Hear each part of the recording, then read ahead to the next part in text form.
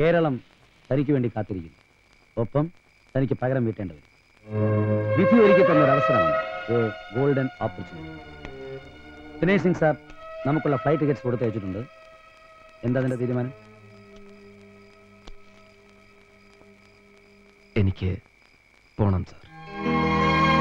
അന്ന് എന്നെ ഒന്നും അല്ലാതാക്കി ജീവച്ഛവമാക്കി വലിച്ചെറിഞ്ഞപ്പോ വിലപ്പെട്ടതെല്ലാം ഇട്ടെറിഞ്ഞ് എനിക്ക് താങ്ങായി തണലായി എന്നോടൊപ്പം ഇറങ്ങിപ്പോന്നവളാണ് എൻ്റെ ഇന്ദിര. ഇന്ന് ഞാൻ തിരിച്ചു ചെല്ലുമ്പോൾ എനിക്ക് ശക്തിയായി ആവേശമായി ഇവളും എന്നോടൊപ്പം ഉണ്ടാവണം. നിന്നോടും എന്നെ ഞാനാക്കി മാറ്റിയ ഈ മൂർത്തി സാറിനോടുള്ള കടപ്പാട് കൂടിയായിരിക്കും എൻ്റെ ഈ തിരിച്ചുപോക്ക്.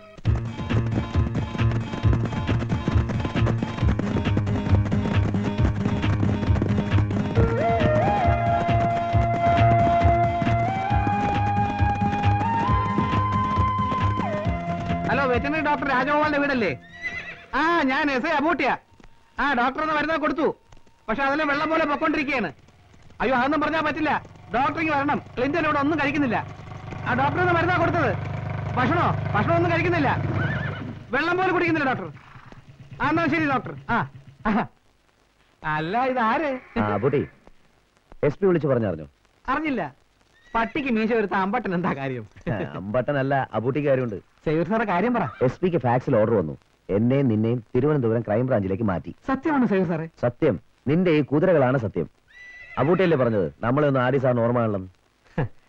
അപ്പം വെട്ടാൻ അറിയാവുന്നതിന്റെ കൊടുവാള് കിട്ടിയല്ലേ? അതെ അബൂട്ടി, ഇനി തലവെട്ടി തുള്ളലായിരിക്കും.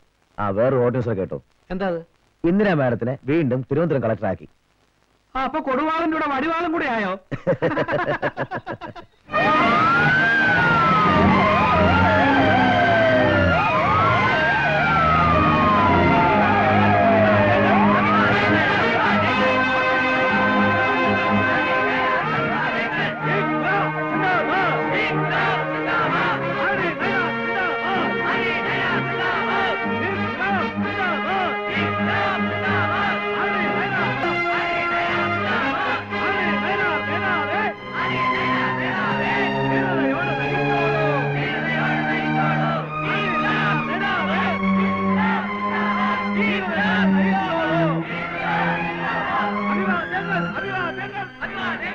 ലാൽ സലാം സഖാക്കൾ.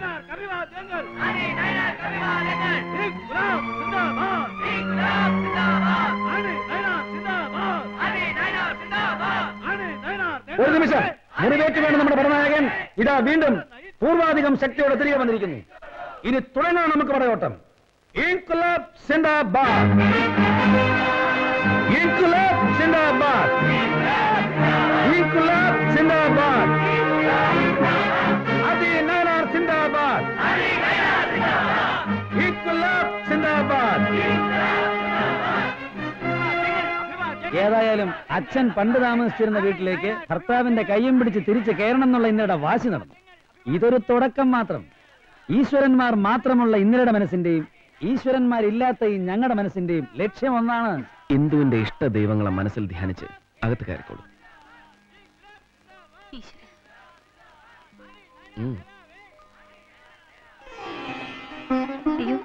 വലതുകാലം വെച്ച് കയറണമായിരുന്നു. തല്ലി ഒടിച്ച വലതിന്റെ ഐശ്വര്യം കൂടി ഇപ്പൊ ഇടതിനാടും. കീഴടക്കി മുന്നേറാൻ ഈ ഇടത് തന്നെ ധാരാളം.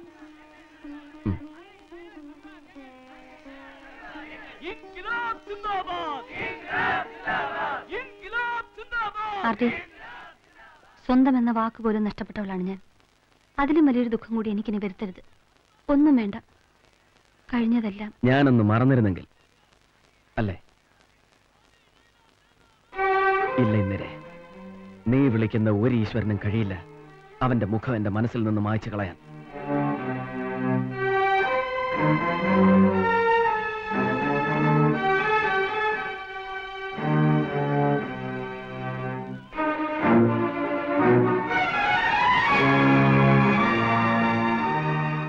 ആർഡിയുടെ മനസ്സിലെ തീ കെടുത്തരുത്. ആ തീയുടെ ചൂടാണ് ആർഡിയുടെ ശക്തി. അതില്ലെങ്കിൽ പിന്നെ ആർഡി ഇല്ല.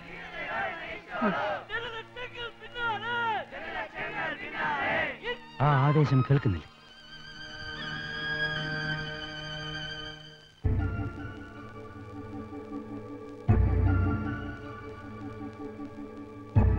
Welcome to this graveyard mister D G.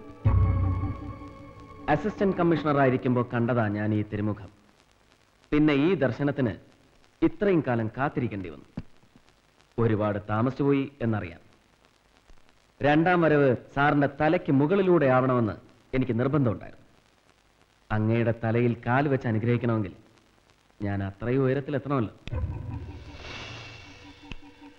സഖാവ് കൃഷ്ണമൂർത്തി, ചീഫ് മിനിസ്റ്ററുടെ political secretary and personal adviser. I mean ചാണക്യൻ. വല്ലാതെ അങ്ങ് വേർത്തു പോയല്ലോ പിള്ളേച്ച. ആ BP ഷുഗറും വേണമെങ്കിൽ ഒന്ന് ചെക്ക് ചെയ്ത്. ഇനി അങ്ങോട്ട് ഒരുപാട് വേർക്കാനുള്ളതാ. വെള്ളമല്ല, ചോര. സാർ ഇരിക്കണം. No thanks. സാറിന് കുടിക്കാൻ തണുത്ത എന്തെങ്കിലും. DGPക്ക് തൊണ്ടയൊക്കെ വരണ്ടു തുടങ്ങി അല്ലേ? ആരടി? Sorry sir. വേണ്ട, തിരുത്തണ്ട സാർ. പണ്ട് രഹസ്യമായും പരസ്യമായും എന്നെ വിളിച്ചിട്ടുള്ള തെറികളൊക്കെ തന്നെ വിളിച്ചാൽ മതി. 1-2 വർഷങ്ങൾക്ക് മുമ്പ് കേരള പോലീസിലെ കനകസിംഹാസനങ്ങൾക്ക് താഴെ സാറെന്ന് വിളിച്ച് സല്യൂട്ട് ചെയ്ത് നിന്നിരുന്ന ഒരു ഒബീഡിയന്റ് ഓഫീസറെ സാറിനറിയും. അവന്റെ സമയമൊന്ന് ഇരട്ടി വെളുത്തപ്പോ അവനെ തന്നെ സാറെന്ന് വിളിച്ച് പൂമാലയിട്ട് സ്വീകരിച്ചിരുത്തേണ്ട ഗതികേട് വരിക. അതും കേരള രാഷ്ട്രീയത്തിലെ ശക്തൻ തമ്പുരാക്കന്മാർ മാത്രം ഇരുന്നിട്ടുള്ള ഒരു കസേര. ഞാനാണെങ്കിൽ കൂടി അഡ്ജസ്റ്റ് ചെയ്യാൻ സമയമെടുക്കും. വല്ല ഗതിയും ഉണ്ടായിരുന്നെങ്കിൽ അവന്റെ കാലം കഴിയുന്നതുവരെ പോടാ പുല്ലേന്ന് പറഞ്ഞ് സർവീസിൽ നിന്ന് ലീവ് എടുത്ത് മാറി നിൽക്കും. അല്ലെങ്കിൽ രാജി എന്ന 2 അക്ഷരം നീട്ടിയെഴുതി അവന്റെ മോന്തയ്ക്ക് വലിച്ചെറിഞ്ഞു കൊടുക്കും. അവന്റെ രണ്ടാം വരവിന്റെ വെടിക്കെട്ട് അവസാനിപ്പിച്ചിരിക്കും. ഇല്ല പിള്ളേ, നിങ്ങളത് ചെയ്യില്ല. ഞാനത് സമ്മതിക്കില്ല. I want you in flesh and blood. എന്തോന്നാടോ പെട്ടിക്കകത്ത്? വല്ല ക്ഷൗരക്കത്തിയോ സാങ്കല്ലോ വല്ലോ ആണോ? അല്ല സാർ. സാർ ആവശ്യപ്പെട്ട പോലെ കമ്മീഷൻ മയാപ്പിള്ള കേസ് ഡയറിയും വീഡിയോ ടേപ്പും ഇതിനകത്തുണ്ട് സാർ. മഹസ റിപ്പോർട്ടും പോസ്റ്റ്മോർട്ടം റിപ്പോർട്ടും. മായാപ്പിള്ള ആത്മഹത്യ പ്രവണതയുള്ള സ്ത്രീയായിരുന്നു. അത് തെളിയിക്കുന്ന ഡോക്ടർ ശാന്തകുമാരിയുടെ സർട്ടിഫിക്കറ്റും ഇതിനകത്തുണ്ട് സാർ. ആഹേ, ശാന്തകുമാരി ഗൈനക്കോളജിസ്റ്റ് അല്ലേ? അതെ. തന്റെ വീക്ക്നെസ് അതെ. എടോ, ഈ കണ്ണി കണ്ട വയറ്റാറ്റുകളുടെ അല്ലാതെ ഏതെങ്കിലും തലയ്ക്ക് സ്ഥിരതയുള്ള സൈക്കാട്രിസ്റ്റിന്റെ ലെറ്റർ ഹെഡിനകത്ത് ഒരു സർട്ടിഫിക്കറ്റ് ഉളുത്താൻ തന്നെ കൊണ്ട് പറ്റിയില്ല. ഈ ചെത്ത് പിള്ളേർ കരുത്തക്കെടുത്തുകൊണ്ട് പുലിത്തലയല്ല സാറിന് തോളത്തിരിക്കുന്നത്. അശോക സംഭവ അതിനൊരു വിലയുണ്ട്. അത് അണിയുന്നവന്റെ വില. അത് സാറിനില്ല. തണുത്തതെന്തെങ്കിലും ഒന്ന് പോണോ? സേവിയർ, തിയേറ്റർ റെഡിയല്ലേ? സർ.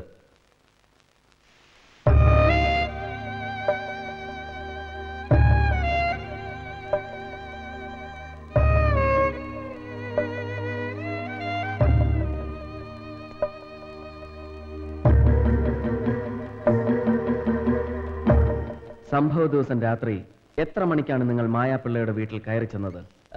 ഏകദേശം ഒരു 12 മണിക്ക്.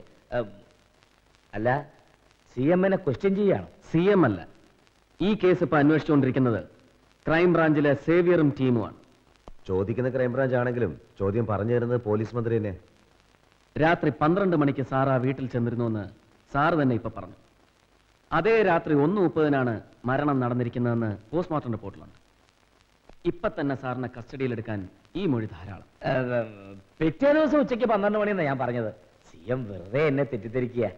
സാറ് രാത്രി തന്നെ ആ വീട്ടിൽ പോയിരുന്നു എന്ന് ഞാൻ തറപ്പിച്ച് പറഞ്ഞാൽ ഇല്ലെന്ന് പറഞ്ഞ് നിഷേധിക്കാൻ സാറിന്റെ ഈ തെളിവുകളില്ലല്ലോ. പിന്നെ പിറ്റേന്ന് മായാപ്പിള്ളയുടെ വീട്ടിൽ വെച്ച് ഞാൻ സാറിനെ കാണുമ്പോ ഉച്ചയ്ക്ക് 12 മണിയായിരുന്നില്ല, രാവിലെ 8:30 മണിയാണ് അല്ലേ?